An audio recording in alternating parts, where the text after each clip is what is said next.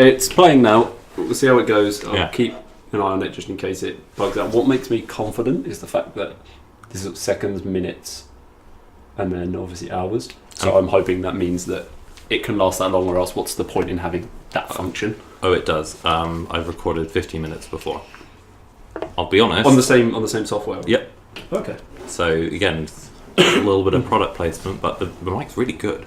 Yeah, the sound's a lot better than anything I've used so far. But then again, I think it's because you actually invested in that. Whereas I was like, I've already invested a lot in the camera and the recording software, and then I felt a bit like, I don't want to go crazy on the mic, but I realistically should have. Yeah, I had a little look, a little gander, and it's sort of something mid-range, because obviously, hopefully, quite a few people will listen to this. Maybe not this one in particular. I don't know. We'll see how it goes. Could be a classic in the future, a very first recording. Yeah. You know, people look back. You know, who knows? You might make it. Hello, millions of people in the future. Hello, future listeners. Maybe future viewers. That's the dream. You gotta believe in it now, if you want it to be a thing. Yeah. And so for that reason, I will be saying hello to millions of people in the future. Hello, people. I'm Luke, and this was me as a 23-year-old clean-shaven boy. It's pretty clean shaven. I'm going to say ni hao, because I feel like, or don't want to alienate all of the Chinese listeners out there. Even for our main language. We're going to be speaking in English for today's episode. Just listening for practice for the next English test. Yeah, so, you know, if you need to listen to some genuine English people, including one of them who's only half English. Definitely don't say genuine. That's how English people speak. Haven't you had any podcasts? For fuck's sake. You'll love it.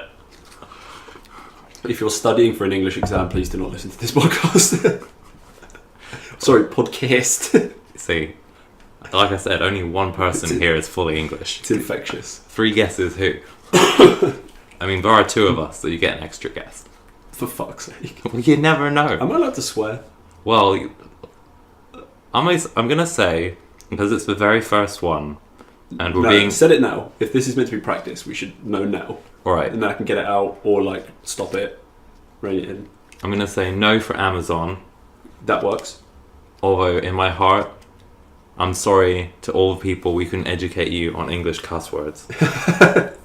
You're going to have to turn to the Ricky Gervais show for that. Oh no. I mean, good show. It's a good show. We're not trying I'm to... just upset that you're losing viewers to someone a lot more successful than we are right now. He won't be when we have millions of them. That one viewer that we could have right now has now just been like, alright, clicked off. Yeah, but, you know, we've got all kinds of other viewers. Ni hao, once again. And dobry den to our Czech audiences. Fuck's sake. I'm so sorry. Fuck's sake, you need to stop doing crazy stuff, and I need to stop saying fuck's sake in reaction. Alright, okay. I'll do what I can to not. A little handy tip. You can use the word fudge. Okay. Or flip. Okay. Or flip a dip dip. Look, one day we'll be our own entity and none of this will matter. We're famous rock stars. Well, you'll be a famous rock star. I'll be an ambassador to all the English-speaking people out there. If you had to have a rock band, what would you call it? What would I call it? I think you and I both know. You'd want the word meme in there somewhere. I mean, I might do. I was thinking The Boys from Work. The Boys from Work. I'm just not sure that would fly as a rock band name. I mean, maybe an ironic rock band. Rock band? Irokick? Irokicks? A rocknick band. You think we get a sponsorship from Nike? No, definitely not. Or Irocknicks kicks? For the amount of exercise I do, I'd be amazed if Nike kept looking. I'll settle for Adidas. Or Nike. Some viewers might like Nike. I'm a Nike guy. One of us is from England. Again, 3 guesses who? Right, so...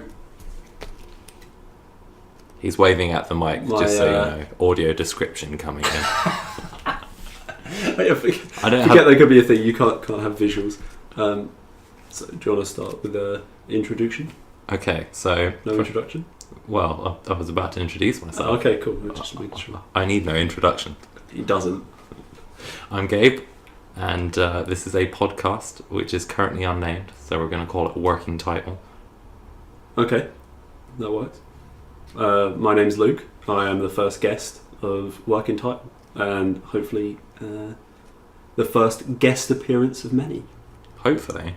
I mean, you're going to be 1.5 million viewers in your future self. Potentially co-host. Who knows? We'll have to see whether or not we get any traction. I've got to get the contract sorted first. I've got to write the contract. Comment below on what you think a contract should look like. Empty, and all it says is Luke is entitled to X amount of money, X having 7 digits. As long as all of those digits are after the decimal point, I think we are good. Speaking of decimal points and getting to the point, we originally were going to talk about the news. Well, as we want to be dated, because, you know, this will be dated. This will be dated, I imagine, yeah. I read some news today in preparation for this segment. Good stuff. Yeah, I read several news. What was the good news? The good news? Is there bad news, actually? Because we could cover bad news first. I mean, it kind of depends on your viewpoint, really. It's more of a thing happened, and whether or not it's good or bad is up to you. I feel like a hack, Okay, though. what's Trump done now? Oh, I'm joking. I stayed away from that. I don't want to be jumping on that fake news. What's her name? What's the controversial English woman? Which one? The one, the real one. Theresa May. No, that's the Prime Minister. Yeah. The controversial, she writes articles. Oh, she doesn't like people from other countries. Yes. She doesn't like people named after cities. Ironically, has one. This is the moment where people just smash their heads on the floor like, what's this name? Well, I think you should get out your phone and have a little look. I'll give you a little tidbit of news while Luke does some authentic journalism. So I found out that Katie Hopkins. Apologies. Well, that's my news for this week. Sorry. Tell us more about Katie Hopkins, Luke. No, that was it. Before I went insane. Sorry. I'm here now. I'm attentive. Yeah, cool. Katie Hopkins can be offensive. Another guy, potentially offensive. Sorry, Katie Hopkins is not a man, for clarification. Rupert Murdoch. Okay. So he proposed to his company, 21st Century Fox, or the Rupert Murdoch Show, depending on how you view it, is proposing to buy Sky News. And a lot of people aren't too happy about that, because... Does he not already own Sky? He owns a lot of Sky, like 31% of Sky, give or take a few percent. Okay. He wants to he originally wanted to buy the rest, and a lot of people were freaked out because they're like, oh, but he's too influential. He'll have too much influence. Yeah. Freedom of speech, innit? I mean, we don't really have freedom of speech. Well, hate speech is a thing, isn't it, in the UK? I'm pretty sure. Yeah. And also a lot of the media, according to my grandmother, there is no neutral-leaning major news corporation left. Now, my grandmother is approaching 90 and has some quite strong opinions of her own, so she might not be a reliable source. I mean, I'm glad finding out now that he doesn't own all of it. That's good news. I mean, but it's still a bit, awkward that still seems to be his goal if he's trying to overtake news. I mean, the truth, I hear him, like, he gets a bad rap. But the truth is, I really don't know too much about him. I just, like what you were saying there, where it was like people are worried about he's going to do X, Y, and Z, but I don't know the guy. I mean, is that the case? Do you know what I mean? Like, there's more developments, okay. Funnily enough. So he originally proposed it, and then Disney, who is proposing to buy much of Rupert Murdoch's company, because I think he's fallen on quote-unquote rich guy hard times. I wish I had those. I don't know if they're the same as poor guy hard times, but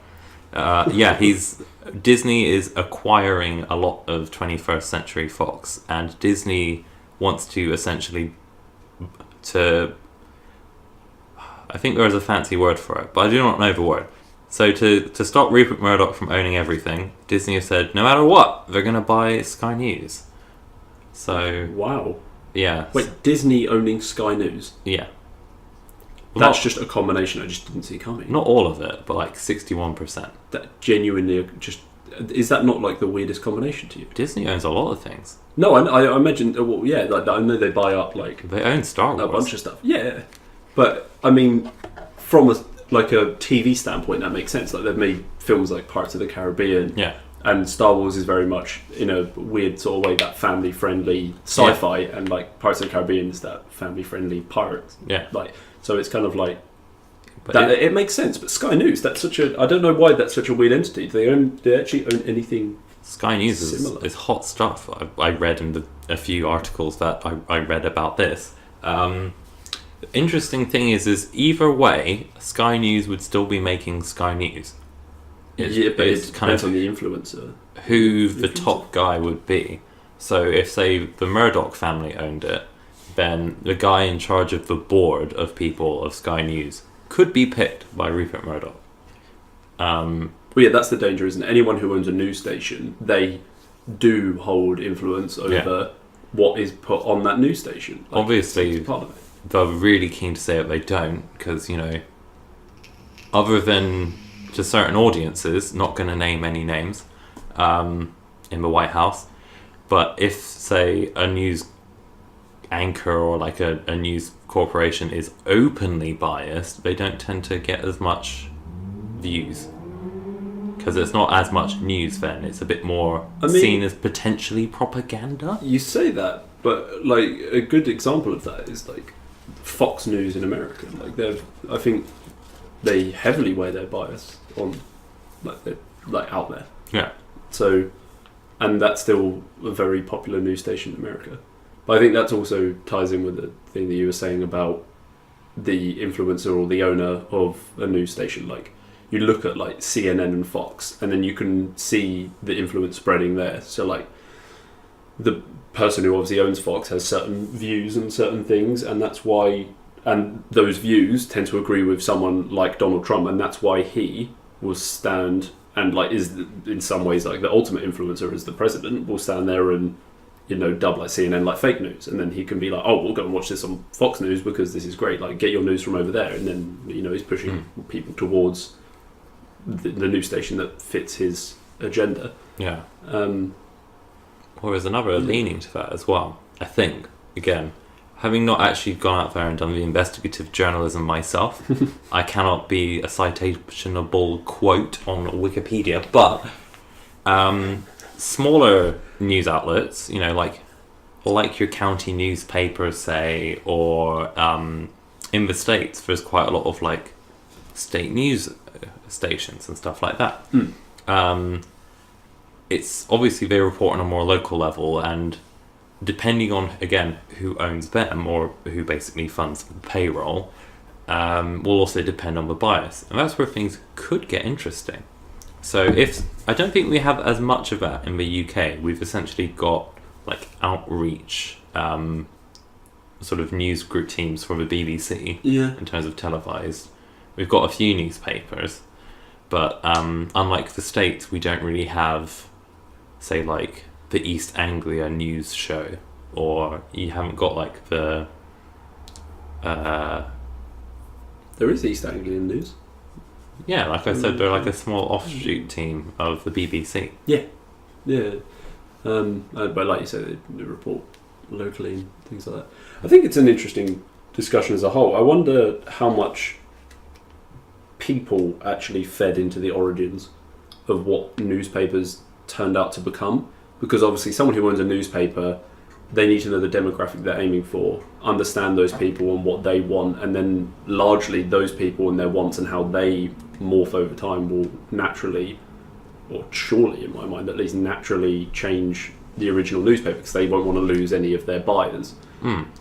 I mean, there could always be the case of someone just falls out of love with a certain newspaper and then moves on to something else. But I see it as, let's say, half the people who read The Sun all of a sudden started reading the Daily Mail or something like that. It's a UK-specific example.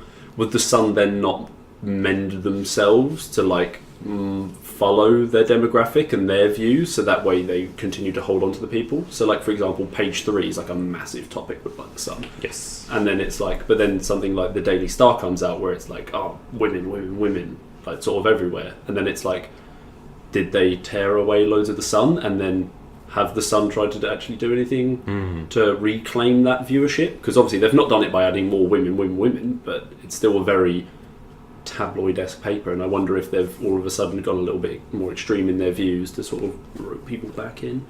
I think that's a very interesting Very interesting topic indeed. Newspapers, I feel like, are a really, in a way, they're like a nice example because you can see where the money comes from because the person buys the paper. But I suppose it's true of any mass-consumed media source. You initially start out like with an audience in mind. Like, say, I don't know, Netflix originally started out, perhaps, again, correct me if I'm wrong, Netflix, but maybe they originally started out with maybe like a young viewership who would like to binge stuff. So these are people who love box sets, who love to sit down and say watch like 12 episodes in a row, get like a really long but like exciting story, lots of cliffhangers, and they made a few shows and it really worked. And they started to get more audiences, and that model worked, and then maybe other services such as Channel 4 or the BBC with iPlayer have started saying, well, you can watch our entire season not just a few days after, but like as a model, to get some of those viewers back, because viewers either pay for like your service, which might include Sky News, or the views themselves generate ad revenue. I think it's more difficult to do what you've discussed sort of in that comparison. So like with Netflix, with a TV show, you're not beholden to any one viewpoint or any one genre, like I think is the comparison there. Whereas because like newspapers sort of covered like a political standpoint, or at least in large part, like that's usually how a newspaper is like defined, like, oh, this is a left paper, this is a right paper, stuff like that, or like a news source. Whereas with like the way that I'd see that is if like you imagined a company like Netflix or some other video streaming service like had like their genre is how I'd compare that. So I feel like that it's a hard comparison to make. But that being said, I would like to see if there's any weight in the movement. So for example, with like technological advances is like one sort of example of how like I think newspapers saw they're losing profit and they're losing people because young people come through, they're watching YouTube, they're on Twitter, they're on Facebook. So then all of a sudden you've got, you know, like the Sun goes online, the Guardian goes online, things like that, BBC News is online, and then all of a sudden they've got apps and they're putting out their stories that way. And then all of a sudden they realise, wait, they can't keep up. So like Netflix does, like this is like a comparison I think you can make. So like you said, like Netflix where they'll dump like a whole season on you. It's like we're very much like the I want it now, like the fast food, the entire series, the streaming whenever you want, watching a YouTube video whenever you want. With that generation of let's get it now and let's do it. And then all of a sudden I think the people that have probably been hurt the most by that are journalists. Because now all of a sudden you've gone from writing a newspaper on a daily scale, and let's say there's like 50 pieces in that newspaper, and you've got 50 employees, and you can each sort of go out, spend a day, write their story when they get back into the office or at home or whatever for like a few hours, really work on it, make it their thing, send it in to the editors, they work on this story. Then all of a sudden you've got this online thing of like something's happened, get a story out. Okay, something's happened. Now it's like an arms race for stories. It's like you need to be there, you need to be online. And I think that technological jump is sort of like an example of like them losing people and then trying to rein them back in with like trying to keep up with other forms of media. And it's interesting you said whole series, because I think partnered with instantaneous gratification is having the whole story. So people want a nice wrap up, and because they want everything instantly, and again, like as you described, they'd have a whole day to come out with like obviously Thursday's paper is mostly Wednesday's events, and that was still a mad rush. How many, don't know why I'm asking you guys this, but maybe how many like movies or TV shows or stories have you seen where they're like, you know, hold the presses, urgent thing, because you know, it was jam-packed, crazy turnaround. You wouldn't sleep. You'd be up at 5 a.m. making sure that every hot story got to scoop.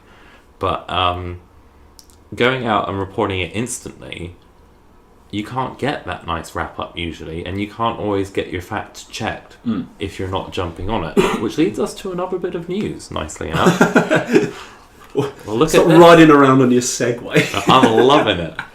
It's I say hands free. But no, moving on from that, the idea of fake news, or obviously very extremely slanted or even fabricated news stories, and if you get the structure right, again, a testament to your writing skills, yeah, fiend, you can spin stuff to seem genuine, and it's not that hard. Well, it's harder than I can do, but apparently I hear it's not that hard. And a lot of countries, especially in the wake of things like the 2016 US presidential election, but also in the wake of last week's discovery that Facebook had been selling 50 million users, I think. 50 million users worth of basically data. So like if you looked at certain pages a lot, or what sort of things you liked on your profile, they sold all of that data, which they could then look at and kind of make a fairly good guess of what your leaning was politically. Is this why Zuck lost loads of money?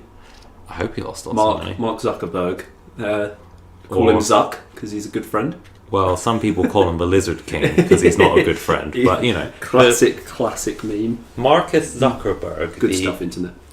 The internet/Facebook founder, was, hung out to dry a little bit for this last week because if you know the political leanings of someone and their slant, you can tailor your stories to them, and you can tailor false stories, which can very easily start playing the, what's it called?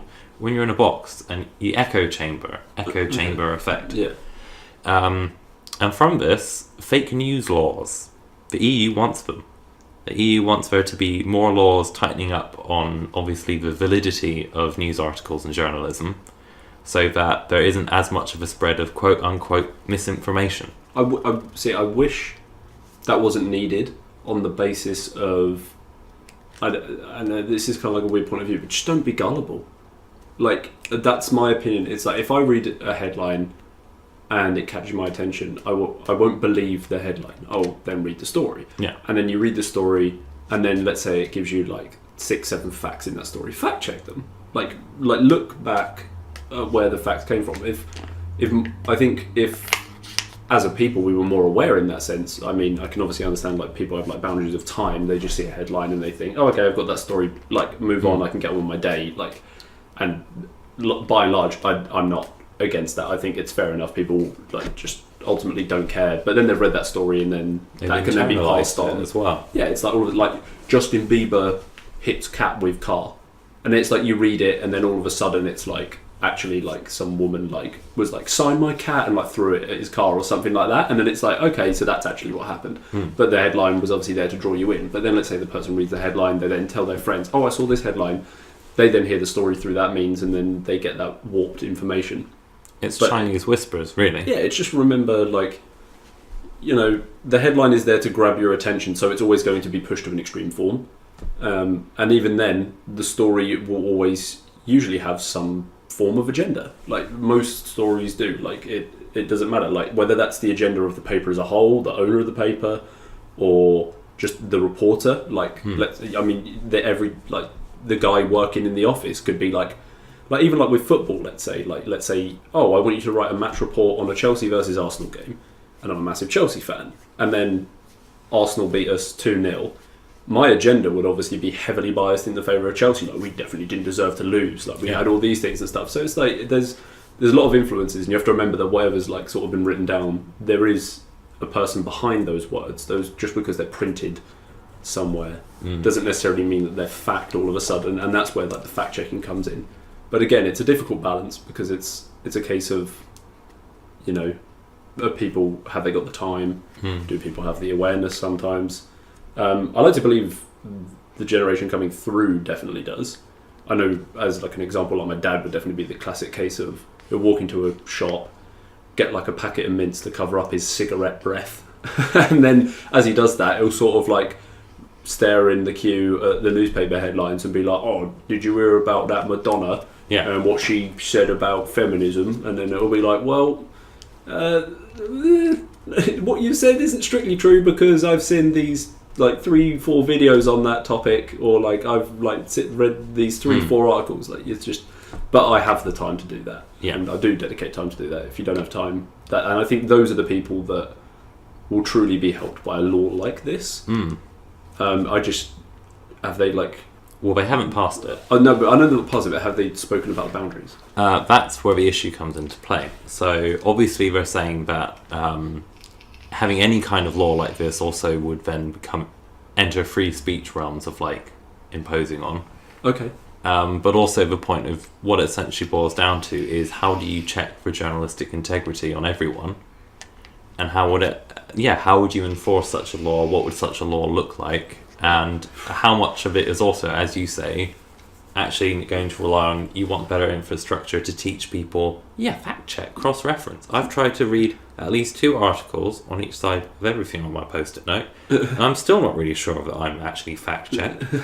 Funnily enough, India almost did pass such a law and got a hit back within the first hour from the press. Interesting. So they tried to put in a free strike system. India's already got...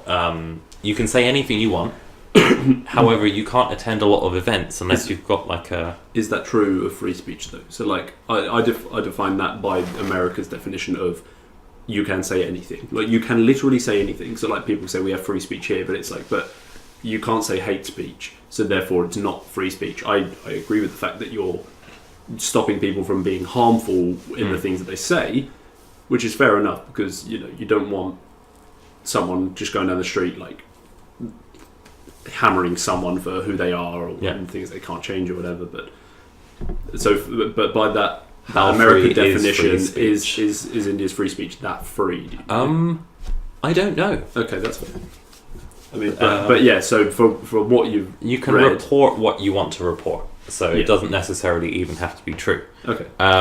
But the interesting caveat to that, and I think this is an interesting thing for India to have, is you need essentially a certain badge to get to any event, and that badge is kind of like a seal of journalistic approval of them saying, you know, this is a legit guy or gal who will report this thing as it happens within the realms of what we think is truthful. Okay. So it might be that they'll put a spin on it, but they trust this person to not blatantly lie to their readership.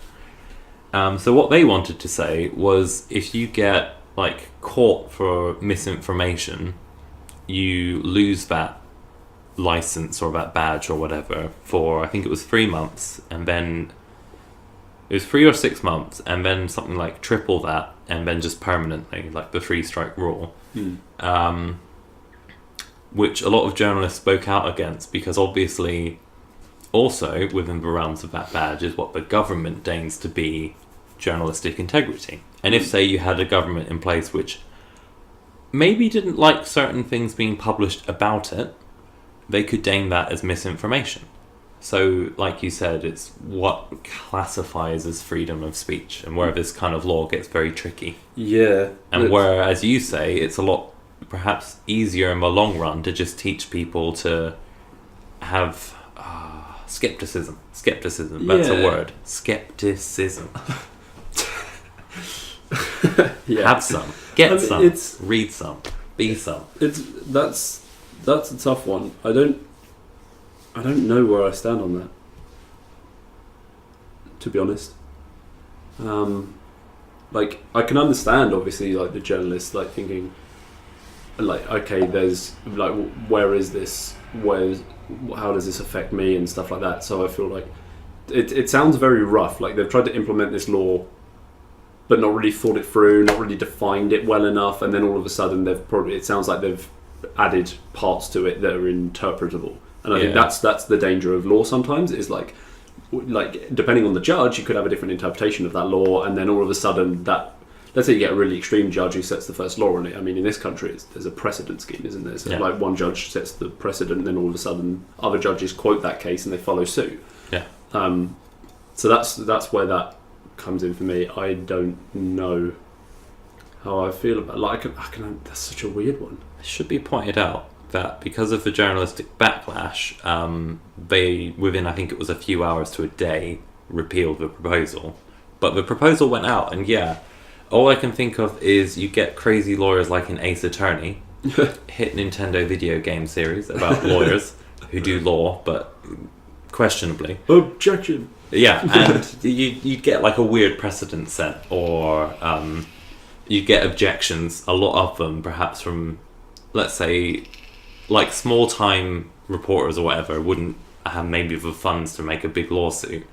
But then, let's say, newly owned Sky News, now owned by Disney, who have, for whatever reason, gone a little bit too far with their family-friendly viewpoints, to the point where they might present like a, again, purely hypothetical, and if this is the future, well, 1.5 million viewers called it. But Disney maybe get a bit too saccharine, and they basically have Sky News not report anything bad ever when it comes to like war zones or conflicts, and then because of that, they'd turn down maybe a reporter or a film crew who are like, actually no, it's this situation really sucks. And they want to go to court, but Disney basically either buy them out or, you know, throw their book at them. And again, it's not just the judge, it could also be like the influence and level of bureaucracy / corruption that you've got going on in that court. Court's hard. It's a really difficult discussion. I mean, I feel like I should have done more research on it's. this. I mean, it's a tough one, because it's like, let's say, because obviously some newspapers and online things, like let's use like online things. So IGN are quite a famous sort of gaming website, and they cover all things games. And I quite often fall into the trap of watching like their reviews before a video comes out, and I know that obviously. Like, then you see in the bottom corner it's like sponsored by the game we're reviewing, and then all of a sudden I'm like, oh, okay, you're probably giving us a higher rating because they gave you money, and then that's part of it as well. Is that also part of it? So like, Disney owns Sky News. Sky News do a review on the new Disney film or the new Star Wars film, let's say, and then all of a sudden it's like, oh, the public are looking at that and they're like, oh, that was pretty mediocre. But then the Disney sort of review via Sky News is like up 9s out of 10, or like even higher, or around that sort of margin. Yeah. And then all of a sudden it's like, is that punishable? Because maybe the journalist who wrote that genuinely believes that's a 9 out of 10 film, but because the general consensus of the people is that was a mediocre film, are they therefore accountable for that mistake? I think... Or quote-unquote mistake. I think reviews are an interesting one, because if you frame it correctly, and correctly again is a very debatable word, but if you frame it saying, this is my opinion, I'm on this guy's payroll, this is what I think subjectively, then I think you're fine. But if, say, you're objectively saying stuff and maybe saying 9 out of 10 cats would watch this film, when in actual fact you completely made that up, I feel like that's the point where the news becomes misinformation. I think a review by someone on a payroll who genuinely likes something, I think that's within the realms of journalism. Journalism. Proper English speaking here. On the podcast. Journalism, it's like people who really like Jane Eyre books. Yeah. They have some proper... They've got their own ism. They've got some, you know... But what if they have shoddy journalism? Jane Eyreism. Yeah, Jane Eyre. Well, how did I not see that one coming? I just love her novels. Someone really into Bronte, right? And they're writing, they're saying that, you know, Jane Eyre is literally the best. You know, you might hate Bronte, but that doesn't mean that they're wrongly reporting about it. If they said that Jane Eyre was an uptight action novel based on the antics of Bruce Willis offset during Die Hard, that's a lie. I mean, that's worth, I think, looking into. But opinions, I feel like that's where your thing comes into play of like, well, know what you're reading. Yeah, it definitely does. I mean, I don't know how much legislation do you want on people reporting lies? Yeah, especially when it comes to statistics. I don't know whether we'll stand on articles, but I know for like videos you have to obviously put in somewhere in like the description or in the video, it's like a little pop-up or whatever, that there is a sponsorship there. Yeah, Squarespace shout out. Which not sponsoring us yet. Soon. But yeah, they like they don't really, I don't know whether articles have to do that. And I think that's a key part of it. And then even if they don't have to do that, like you said, like there's the food chain there. So let's say Disney owns Sky News. Sky News worker writes a review of a Disney film. It's like, surely he's going to have some bias. Like, surely. Yeah. I don't get that. Like, Even if not consciously. I wouldn't even personally blame them for that bias. Like, I'd be like, yeah, you're getting paid by that company. You want that company to do well. Therefore, you want to like show their movie in a good light. Yeah. And you also know they pay your check. So if you write them a bad review, you know, you're not going to be held in a good light. Like, so... Hey, maybe we should look into, like, how much of journalism is still freelance. That's a good one. Yeah, maybe stay tuned. I don't know. It's interesting. It's completely off topic. Well, vaguely, but... I would say let's call this podcast off topic, but there's already a podcast called Off Topic, and it's really good. Oh. Don't watch that one, watch this one. Yeah. We're a hot topic. Fuck. God. Good times. But yeah, again, I suppose gonna have to give a shout out to this in the description. But Jim Sterling, who was staying on the video games journalism viewpoint. All video games. No, all video games. Good topic. But he used to write freelance reviewer and kind of general games journalist. Actually looking into the behind the scenes journalism stuff for freelance. So he used to write for Destructoid, a little bit for IGN, and for The Escapist. Over the years, he grew a lot of resentment because he was being told to, as you say, we're funding you, we're on your payroll, and as management changes hands, let's say, essentially the equivalent of Sky News getting bought up by a separate company with maybe separate intentions for how they want Sky News, or in this case, The Escapist or IGN to move forward, he disagreed with it. And this is going to sound so sappy, but he turned to Patreon and he managed to become self-funded, and now he makes quite a good point of if someone bought him a copy of the game for a review, he says it up front, and he makes a big deal about how he's kind of his own link in his own chain. So yeah, I think if you show where you come from and your integrity, I think people in general appreciate that. Like, I think that's part of what makes YouTube so successful now, is that you're watching a person, and for the most part at least, people on there tend to always be like, this is my opinion, this is where I come from, I like this game because I like these things. Like, that there's quite a few people out there who would quite easily just be like, I didn't like Skyrim because I don't like open world RPG games. But that's not the popular opinion. The popular opinion is that was a phenomenal game. But I still think people would happily watch that side of things just because they know, okay, this is where he comes from. He doesn't like those type of games. Yeah. I don't like games like Minecraft. I don't see the point, personally. I don't think it does much. But it's a massively popular game for a reason, because there is a group of people there who do really enjoy that game. I feel like the selling point is that there isn't a point. Yeah, kind of, maybe. I mean, there is obviously a kind of end game, a bit of a route that you follow. But it's still like, it's not enough for me to want to sit down and commit hours to it, because I'm just sort of like, right, okay, like, so a selling point to me, what people who tried to sell it to me in the past has always been like, oh, well, you get to this point where like you build this like awesome thing and you can build this and you can build this, and I'm like, yeah, but then what? And it's like, yeah, but why would you play, like, I don't know, for example, Skyrim? Like, why would you play Skyrim? What's the point in getting like all the cool weapons in that? It's like, so that I can kill the things on the quest that I want to do.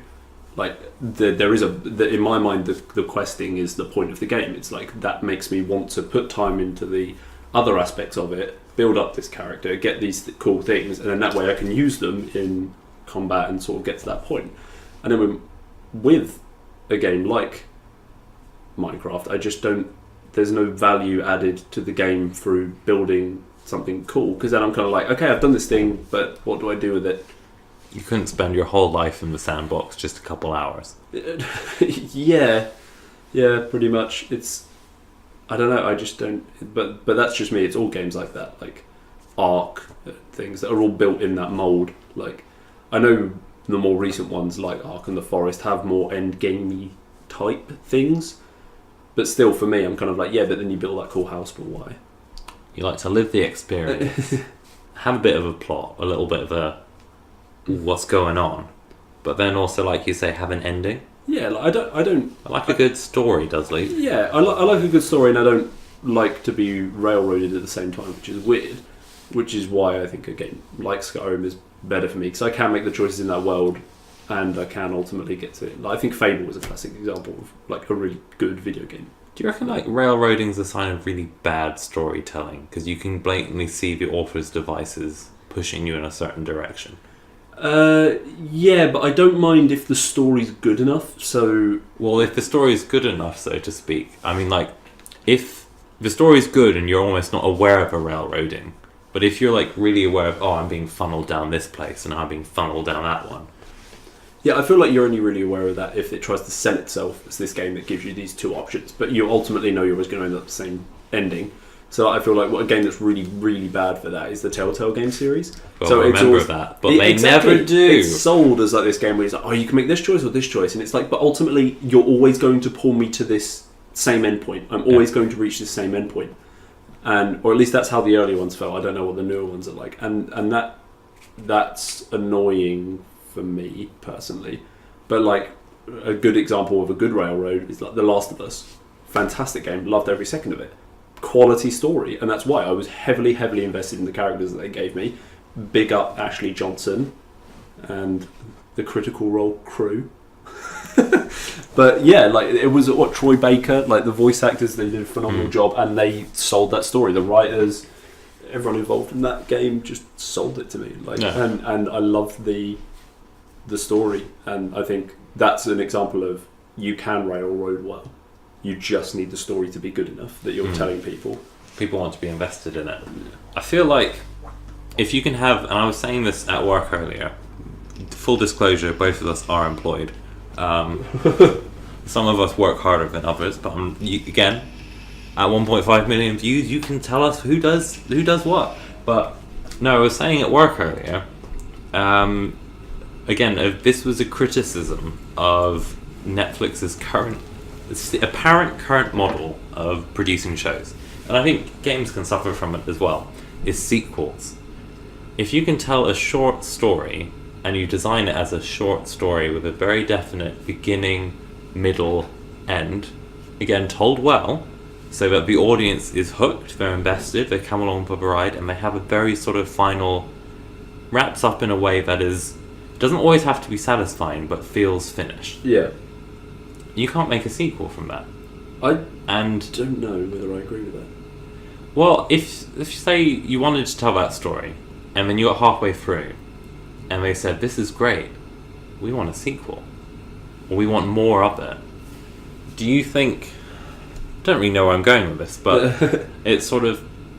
Do you feel like that can be quite detrimental to a studio if they get successful and fall into sequel syndrome? It depends on the world and the way that it's done, and I've got sort of like examples of both bad and good already sort of floating around in my mind. This might be a new show. Video games are the topic with me. Like I love video games. So, for example, first one, or like a couple that I'd say did it really well, and as far as I can remember, I was a very young kid back when this all took place. So Fable is a good example of that. The first story sort of ends, and then the second one takes place like, as far as I can remember, it's like 100 or so years after, potentially more. It's a completely different story, and then all of a sudden it's this new. It's in the same world, but it's another fantastic story. And then they made Fable 3, and that was again in the future again, and separate to the originals. But this is what I mean by the world. The world of Fable was so good, and they stayed so true to what was in that world and the places. So like Oakvale went from Oakvale to Oakfield, and then they sort of like explain why that is. And then Bowerstone went from the sort of capital, but it was still a very medieval thing, to all of a sudden it's very industrialised, massive sort of classic industrial London sort of centerpiece of like the entire series. And like they did that like the whole way through it, and it kept the world going. It's like sorry to interrupt, but it's like the world is so good that you can almost have, it's rich enough to hold several full stories or several full characters' lives almost, because you might have like a great story about like say one person, and then the side characters might become characters in another story or interact with, or even then, you don't need side characters. So another one that I can't remember specifically whether it's the case, but as far as I remember, it was meant to be a standalone game, become so popular and then moved forward. It's Halo, and that ended very definitively. Like there wasn't like the original Halo was that you arrive at the ring. Spoiler alert: you arrive at the ring, things take place, and then eventually the ring gets destroyed and you escape. And everything on that ring, all life forms, are gone, and you as the Master Chief escape. And for me, that's a very final ending to a story, and that tells me that that was their only plan at the time. Was to tell the story, get out of there, and that's it. But then all of a sudden you had this world with like the Flood, and then there was the backstory with the Forerunners and who were they, and then like why was this installation created? And then all of a sudden, like, you see what I mean by like the world itself had so many questions left unanswered from that first game. It was why the Covenant, like why are they all trying to kill humanity? What is this war? And why all of a sudden is the ship that we start on arriving in this place? Like how do we know it was there? And I mean, as a kid, some of those questions may have been answered in the originals, but I just never paid attention. And then all of a sudden, Halo 2, they give more impact to those stories. So all of a sudden you start hearing about more of the Covenant, and actually they're more of like a religious cult, and they like believe that the Forerunners left the rings to do all this stuff, and then the world expands from there, and it's like, wait, now the Flood sort of got a bit crazy, and now they create these centerpiece minds that control all of them, and they're this entity that have been at war and like with like the Forerunners thousands and thousands of years ago, and it's like, and then it just builds and builds and builds to the point that they're able to make a story from before the original that explains why the Pillar of Autumn ended up at the Halo ring. And that's in my opinion is an exact example of how a standalone game, if you build the world well enough and you leave enough things, I think that's part of it, is you need to have things that people will question at the end of that first game. And then that way when you make a sequel, you can start to delve into those things, and then you explore it and explore it, and it gets deeper and deeper. I think the direct opposite, and this is where I think like success sort of goes to game creators' heads sometimes, is Assassin's Creed. So they made the first one, very good game. You might have to fill me in a bit on that one. Okay, so a little bit more of a difficult one. But before we jump on though, quick thing. Like you said, what was really great about Halo 1 was they did have unanswered questions, but I was almost like had a happy game with a like sort of it finished. I wasn't left like, oh great, now I have to get a sequel to find out. And it's like little stories in a saga. It felt completed. When you finished it. And like again, I think Halo 2 knew there'd be a Halo 3, so it could leave it a bit more open-ended. And then Halo 3 was like, just as you said, it left some bits unanswered, introduced some questions as well, which is one of the other great things about follow-ups, is you can build on stuff and unpack it, but you can put in new little hints, new little teasers. Same with TV shows, which you could then unpack, like the Arc installation. And yeah, as you said, off-reach games like Reach or ODST, which center on completely different characters' stories, which also relate back into.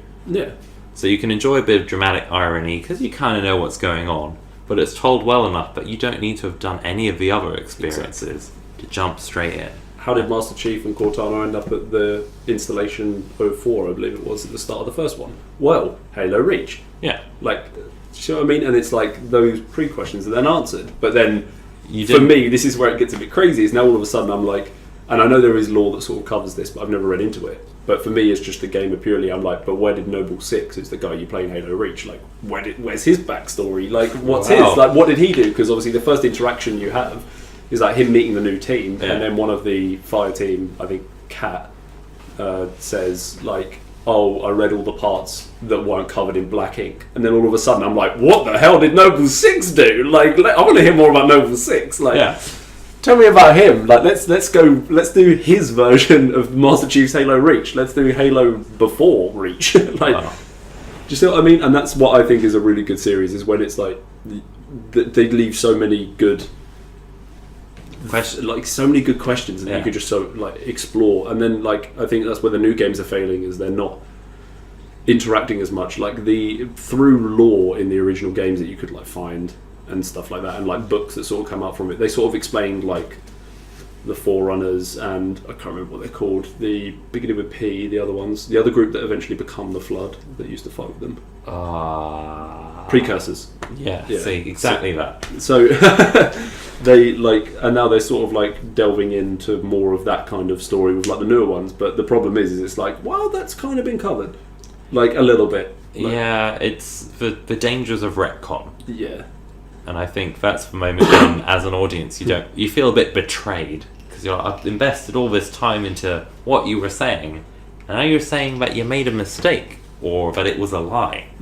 I think also there's a tendency to, I don't know if it was Jack Snyder or J.J. Abrams, the box, the mystery box was a big old thing, certainly in cinema, of we're going to have all these mysteries that we'll just leave to solve another time. And the mysteries end up being either like extraneous, so you don't really need it and feel tacked on, or they end up being quite integral and you're like, I want this answered so I can actually get some closure on the main story, the main quest. And like you said, if it's something that you can get info on and solve on the side and you still have a tight, solid story going on, that's great. Also, if you've got a really good community of people who actually want to write some lore or some like books and stuff, and that kind of spirals out too. As if I remember, Halo had loads of novels, comic books, all kinds of stuff, and they all sort of worked.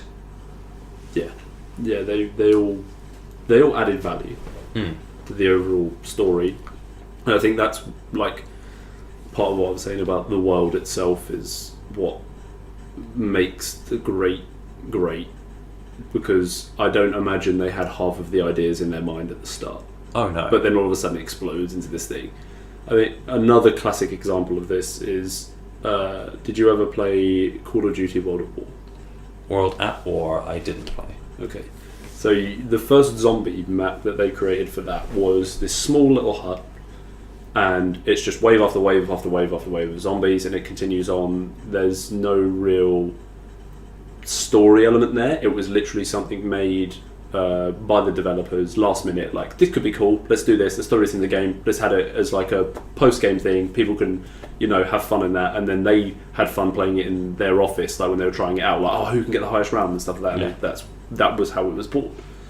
And then all of a sudden, this was a story born from the user, which I think is really interesting. So all of a sudden forums start popping up of people playing this game, like, why are the people there? There's a crashed plane outside the building, like, do you think that's how they got there? Like, but who are these people? Who are these 4 people? Yeah. What's their story? And all this kind of stuff. And then all of a sudden the developers were like, hold on a second, our players are making a story for us here, let's run with it. And then all of a sudden the first map pack DLC comes out and they've added on a zombie map to it, and then the story gets looked at, and then you're in an insane asylum with 4 American characters, one of them being Dempsey, who turns out to be one of the main characters of the story. And then it's like, this is really interesting, what's going on here? And then again, like, all of a sudden I think they dropped in the ray gun, I think, or something. They dropped in some kind of wonder weapon on this map, I'm pretty sure.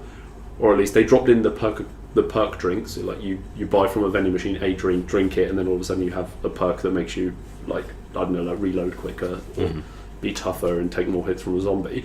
And then all of a sudden those questions sprung up. It's like, well, wait, how comes these things are in the world? Like, who created these things? Like, and I think that's super interesting that story got born from a basic map. The developers were like, people will find this fun because they want to outdo each other for rounds, and all of a sudden audience grew. And then every Treyarch Call of Duty game they're on after followed the same 4 characters around on their journey through, and it got involved in space, and there's loads of Cthulhu mythology thrown in there at one point, like, and it all goes like crazy, and it's all about like dark matter and evil entities and time jumping and teleporting, and it's just crazy how big it got from a map that a few developers sat down and were just like, this could be fun. Yeah. And it was interesting. Okay, let me rewind a few seconds. I doubt this will be edited out. So, hello, future world. I can't phrase my questions. But if you say jumped in halfway through, Like, let's say you didn't get World at War, or like a couple of the games after, and then you're like, oh, cool. Actually, I'll get this one. I hear that this thing is really cool, and you jumped in the middle. Would you be able to like pick up and run with it, or do you think it's one of those things where sort of part of the joy is following it from the very start? So I never bought the World at War map pack DLCs or the first Black Ops, which had the zombie maps in them. Mm-hmm. I did for Black Ops 2 and Black Ops 3.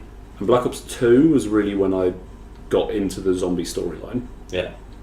And I can say that from a gameplay perspective, yes, you can pick it up and you can just be like, oh, I'm killing zombies, I'm getting these perks, I'm having a good time. So I think for the everyday player who's just like, killing zombies is cool, let's try and get to the highest round possible, fine.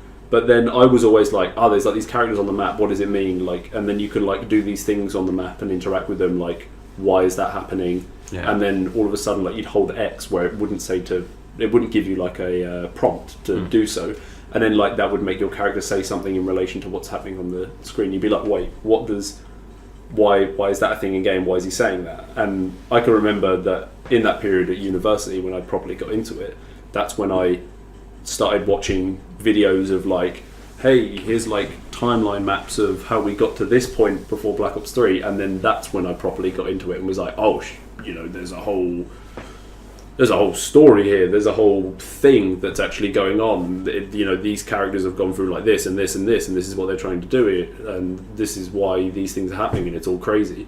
So I'd say story-wise, definitely not. You couldn't just pick it up and be like, oh, we're here now. But from a gameplay aspect, definitely. Like, zombies is always going to be a fun game.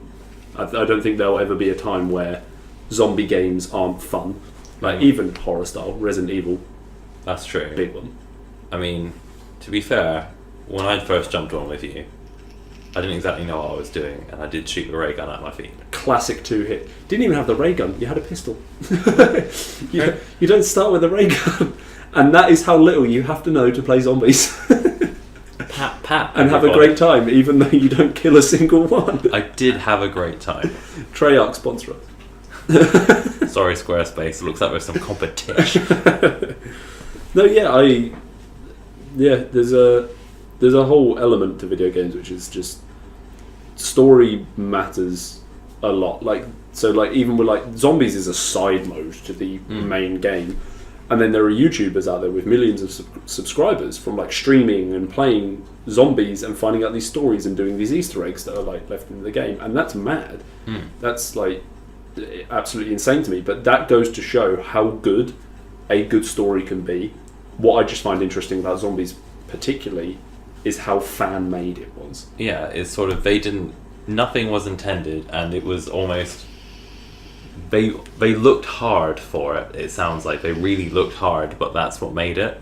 I mean, that reminds me a lot, and I'm still surprised that you didn't 100% know Twitch plays Pokemon, which is literally that. So to fill you guys in, and this is a completely gaming hour now. Gaming hour was lit. A while back, I did not say lit. Well, every day is lit. But a little while back, Twitch, someone put together a project where Twitch would play the original Pokemon game, Pokemon Red, I think it was.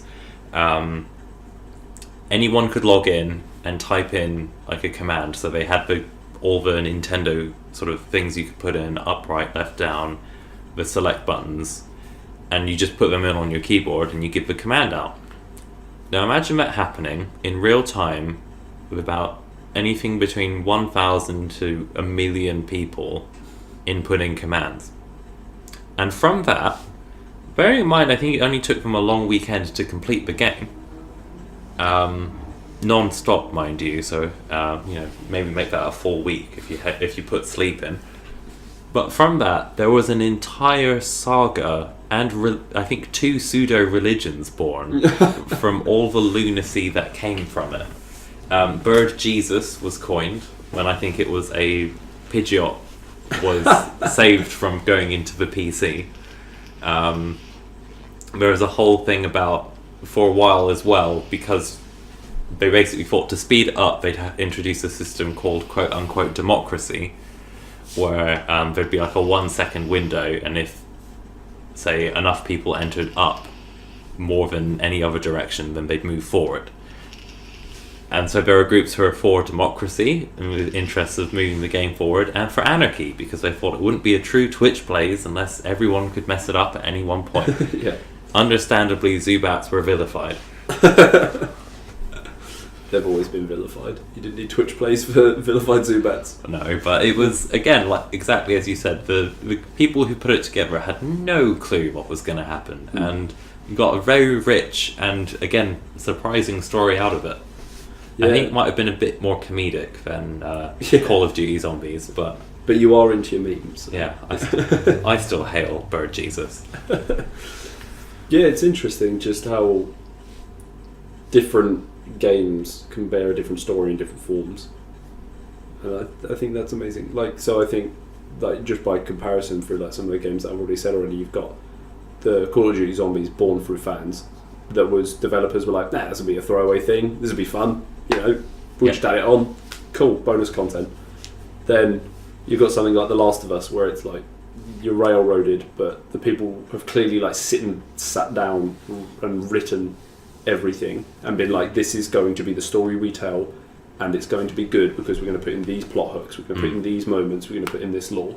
And then you've got the story of like something like Halo, where it's like, we're going to create this world and we're going to leave these unanswered questions, and those unanswered questions are going to Become the story. They're going to make people want more, and they're going to want those questions answered. I mean, originally, Halo was quite a basic sort of idea plot-wise. You go to this ring... Oh, sorry, spoilers. You go to this ring called Halo. Spoilers. You crash on down. You're on the run from the aliens. You shoot them up. They think it's a weapon. You find out, oh no, it's not a weapon. There are more aliens, and they're even worse. It is definitely a weapon. And then later you find out that it is definitely a weapon, but it destroys everybody. So it's a little bit of bait and switch. Apart from the flood. True. Also spoilers. But there's a bit of bait and switch, but plot-wise it's fairly tight. Mm-hmm. Not convoluted at all. And there's some of my favourite dialogue between the Chief and Cortana are things where basically she feels very human and does things like, it's not a cudgel, you barbarian, it's more sophisticated than that. Classic lines. Yeah. Yeah. Or like, oh, your brain isn't that different from a spaceship.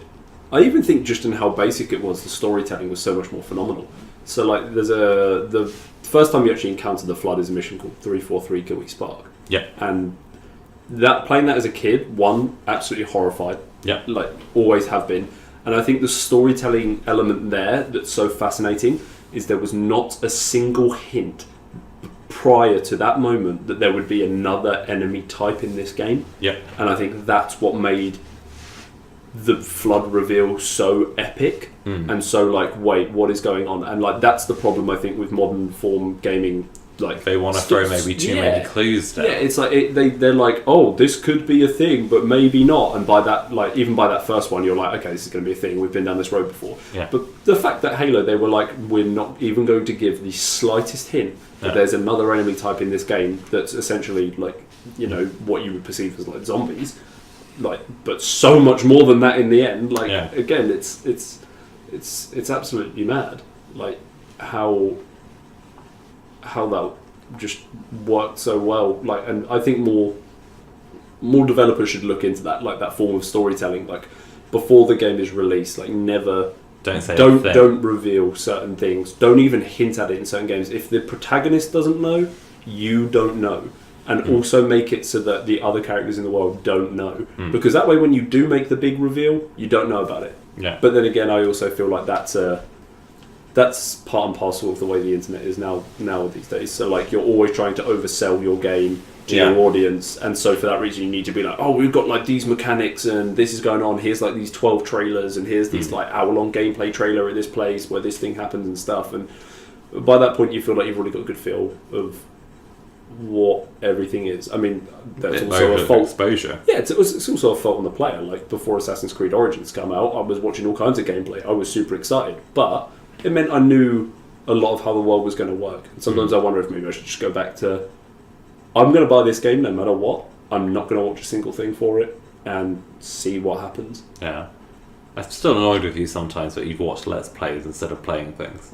I only do if I don't want to buy the game personally, but I want to know what happens. So like Dark Souls is a very popular series, but I just look at it and don't think that's not a game I would enjoy playing, but I like to see what draws people to it, what the story is and stuff. So like the Let's Play I watched of that was someone who knew what they were talking about. It was like their 50th like playthrough or whatever. Yeah.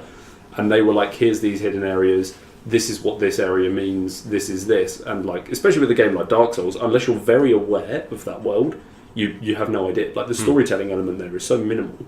And that's part of the brilliance of it. You'd have to play it like 6 times. You have to like pick up like, and everything means something. It's like if you pick up an item in that one place, it's like this is here because of this, and like this area has these enemies because of this. And but you only know that from reading the description of items and like, oh, this thing was picked up here. Oh, this must have meant this is who they were on about and stuff like that. And it's, but yeah, it just from a gameplay point of view, that was one that I didn't enjoy, but at the same time I was like, it does have a good story and a really interesting way of telling the story that isn't always explored, and so that's why I kind of wanted to watch like that, for example. But then sometimes it's just fun things, like mini golf videos. Like it's like just people having a laugh playing mini golf. Like that's fun. That's fun to watch. It's fun to watch people like have a laugh. That's true. I think that is one thing where, obviously, with a film, you just sit down, you watch it. You do or you don't. Yeah. But with a game, like you said, sometimes it might be about you'd have to relive those same events almost several times over to understand, and you don't have the time or inclination. Or you just want to watch the highlight reel. I mean, watch it's some entertainment. guys playing mini golf. That's what it is. Yeah. It's entertainment. It's just a newer form of entertainment. Like, I don't know how much you ever had as a kid, but like, so for example, back on the old PlayStation 1s when like Tomb Raider was a big game, I was too young to ever actually do anything on them apart from make her say no over and over again in that ungrateful tone. Whoever that voice actor was, she got to me as a kid. Origin story right there.